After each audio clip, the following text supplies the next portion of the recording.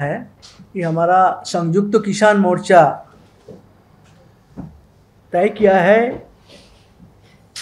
कि कल 20 मार्च हम दिल्ली में महापंचायत करेंगे और ये हमारा दूसरे सत्र का सेकेंड फेज का मूवमेंट शुरू कर रहा है।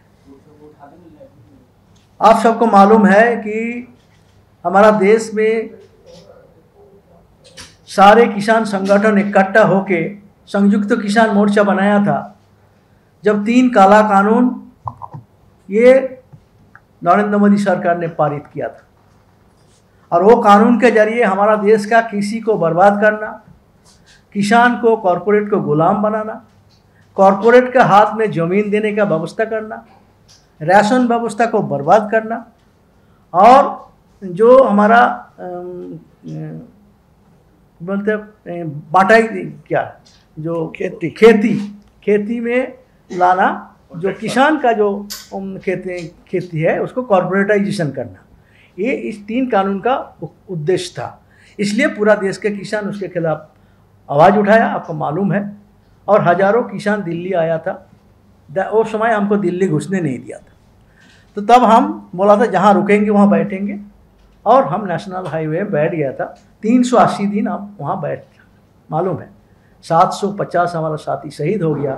बहुत तकलीफ़ के साथ वो आंदोलन किसान चलाया, मगर उस आंदोलन के दबाव से आखिर में 19 नवंबर को नरेंद्र मोदी अचानक जैसा लाया था ये अचानक ही विथड्रॉ कर लिया। मगर हमारा कहना है विथड्रॉ करना ये हमारा बहुत बड़ा जय था, विक्ट्री था। हम उसको स्वागत किया, उद्यापन भी किया पूरा देश में, मगर साथ साथ बताया हमारा उसके साथ और कुछ मांग था, उसका क्या होगा। हमारा मुख्य मांग था MSP, कर्जा माफ़ी, हमारा मुख्य मांग था इलेक्ट्रिसिटी बिल, हमारा मुख्य मांग में था कि काले जो झूठे मुकदमा उसको वापस लेना। ये सब हमारा जो था उसमें कोई बात नहीं। हम बोले इसके फैसला होने के बाद ही हम उठेंगे। तो 19 नवंबर का बाद 9 दिसंबर एक ऑलमोस्ट 1-1.5 महीना बाद सरकार हमको लिखित पत्र दिया था SKM, जो आपका ये सब जो मांग है हम इसको नोट किया है और ये मांग के बारे में आपसे चर्चा करके इसको समाधान करेंगे। तो हम सरकार पर विश्वास करना तो स्वाभाविक है, एक सरकार है, रास्ता का आदमी तो नहीं है, जरूर उसको लिखित दलील का कुछ कीमत होगा। हम उसी के आधार पर सामूहिक रूप से, हम बंद तो नहीं किया, सामूहिक रूप से आंदोलन को स्थगन किया था। ये हम देखेंगे सरकार क्या करते हैं, नहीं तो दोबारा आंदोलन चलना। आज 14 महीना हो गया, सरकार का नींद टूटा नहीं, खुद चिट्ठी देने के बाद भूल गया। तो ये जो जुमलाबाजी है, वादा में, बातों में, कामों में, ये भी एक जुमलाबाजी का एक प्रकरण है।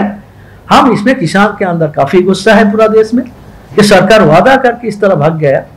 तो इसलिए हमारा वही जो मांग है उस मांग पत्र को लेकर हम आगे बढ़ने का फैसला किया है। हम पूरा देश में ट्रैक्टर रैली किया, फिर बाद झील में महापंचायत किया, ये सब किया सरकार का नजर खींचने के लिए। मगर उसका नजर मालूम नहीं है, नजर में क्या पर्दा पड़ गया, देख नहीं पा रहा है, या कान बहरा हो गया। तो उसके लिए आवाज उठाना जरूरी समझा हम लोग और किसान मोर्चा एक साथ बैठ के तय किया है कि दिल्ली मार्च करेंगे और दिल्ली मार्च से दोबारा आंदोलन फिर पूरा देश में शुरू करने का प्रयास करेंगे। इसलिए कल हमारा 10 बजे रामलीला मैदान में हमारा महापंचायत शुरू होगा। हजारों किसान पूरा देश से आ रहा है, उस मीटिंग में आपको स्वागत है और बाकी बातें हमारा साथियों रखेंगे। उसके बाद सेकेंड फेज ऑफ आंदोलन शुरू हो चुका है, जिसमें हमने राष्ट्रपति जी को गवर्नर के जरिए फिर बड़ी बड़ी पंचायतें करके डिमांड चार्टर भेजा है, नंबर 1। नंबर 2, हमारी पिछली 3 मीटिंग्स में हमने तय किया था कि पार्लियामेंट सेशन जब चलेगा बड़ी पंचायत करेंगे।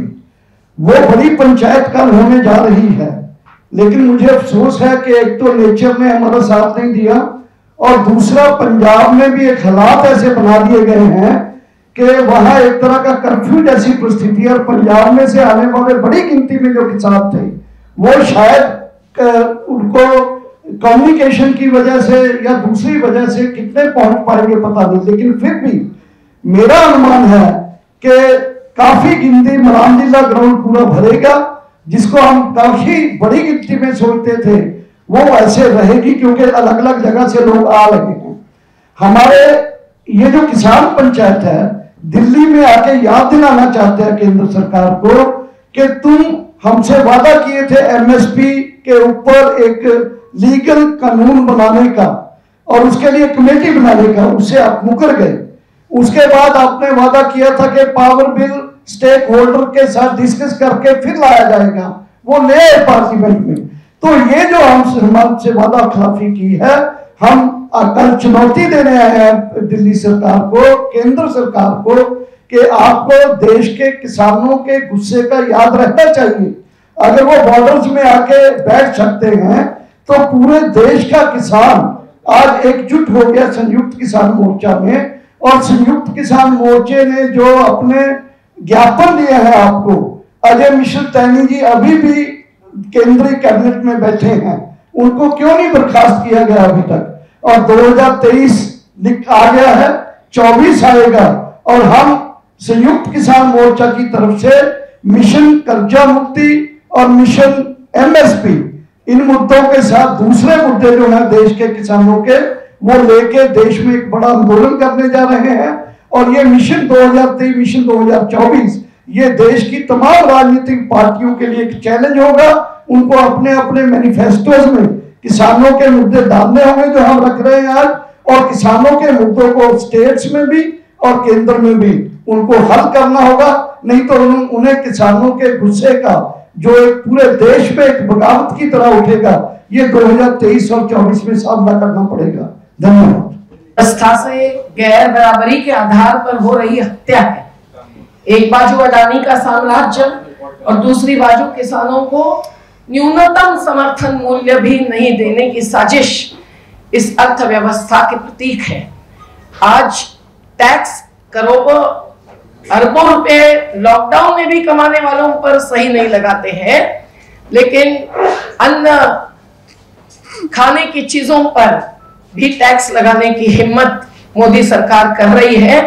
ये बहुत ही बेशर्मी बात है, हमें शर्मिंदा करने वाली है जो हम देश के नागरिक हैं। और आज हम देख रहे हैं कि फसल बीमा जैसी जो भी योजना हो रही है उसके तहत भी 5 साल में 45,000 करोड़ रुपया कई कंपनियां कमाती है।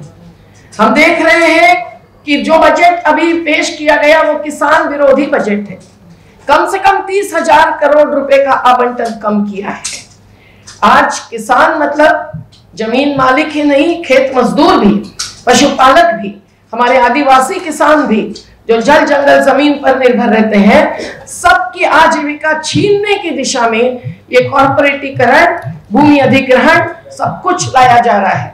ऐसी स्थिति में कल की किसान महापंचायत ये तमाम मुद्दे उठाएंगी। खेती बचाने के लिए जैविक खेती की बात करते हैं, जीएम फूड्स को मंजूरी देते हैं, बिजली बिल लाते हैं, पेट्रोल डीजल के साथ बिजली की कीमत बढ़ाने की निजीकरण के द्वारा साजिश चलाते हैं। कौन सी ऐसी योजना है जो किसानों को हक दे रही है? हमें 6,000 की, और महाराष्ट्र सरकार ने अभी जाहिर की वो 6,000 और 6,000 12,000 की भीख नहीं चाहिए, हमको हक चाहिए। किसान अन्नदाता है और फिर भी अन्न सुरक्षा धोखे में है। आज भी 3 कानून वापस करने के बाद राशनिंग व्यवस्था 2024 के पहले नहीं तो बाद में भी रहेगी या मिटेगी, ये खबर नहीं है किसी को।